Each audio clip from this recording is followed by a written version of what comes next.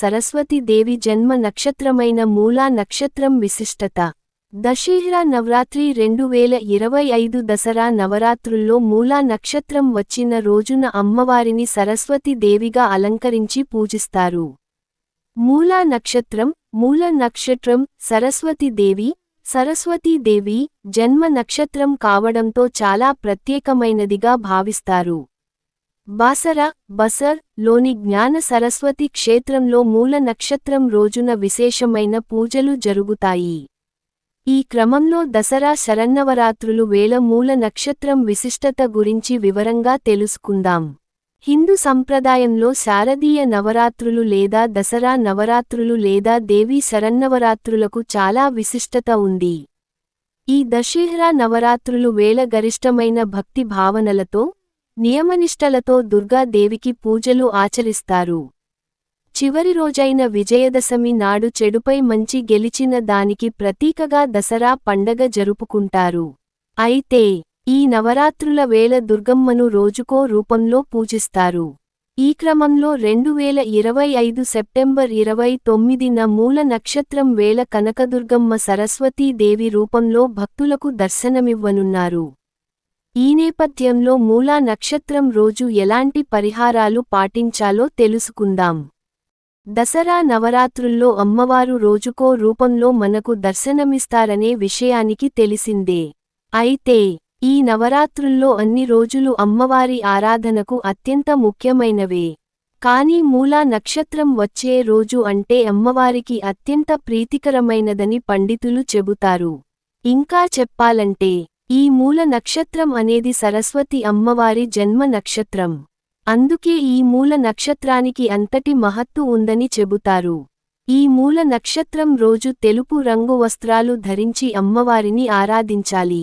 ముఖ్యంగా ఈ రోజున పిల్లలు సరస్వతీ దేవి మంత్రాలు చదవడం, అమ్మవారిని పూజించడం, పుస్తకాలు, పెన్నుల పంపిణీ చేయడం వల్ల పిల్లలు చదువు, ఆటలు, ఉద్యోగాల్లో బాగా రాణిస్తారు. సరస్వతీ దేవి పూజ. మూలా నక్షత్రం రోజున దుర్గాదేవి అమ్మవారిని సరస్వతీ దేవి రూపంలో పూజిస్తారు.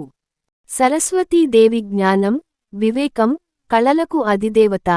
ఈ రోజున పిల్లలు, విద్యార్థులు జ్ఞానార్జన కోసం సరస్వతీ దేవి అమ్మవారికి ప్రత్యేక పూజలు నిర్వహిస్తారు. సరస్వతీ దేవి విగ్రహం లేదా చిత్రపటాన్ని శుభ్రం చేసి పసుపు, కుంకుమ, పూలు పండ్లు నైవేద్యంగా సమర్పించి అక్షతలతో పూజ చేయాలి. తెల్ల తామర పువ్వులు లేదా మల్లె పూలతో అమ్మవారిని పూజిస్తే శుభప్రదం. అలాగే ఈ రోజున పిల్లలు పుస్తకాలు, పెన్నులు, సంగీత పరికరాలు, ఇతర విద్యకు సంబంధించిన వస్తువులు సరస్వతీ దేవి అమ్మవారి ముందు ఉంచి పూజ చేయాలి. ఇలా చేయడంలో చదువులో ఆటంకాలు తొలగుతాయని నమ్మకం. మంత్ర పఠనం, అక్షరాభ్యాసం. ఈ మూలా నక్షత్రం రోజున సరస్వతీ దేవి మంత్రం ఓం ఐం సరస్వత్యై నమః లేదా ఇతర మంత్రాలను 108 సార్లు పఠించడం వల్ల ఏకాగ్రత పెరుగుతుంది.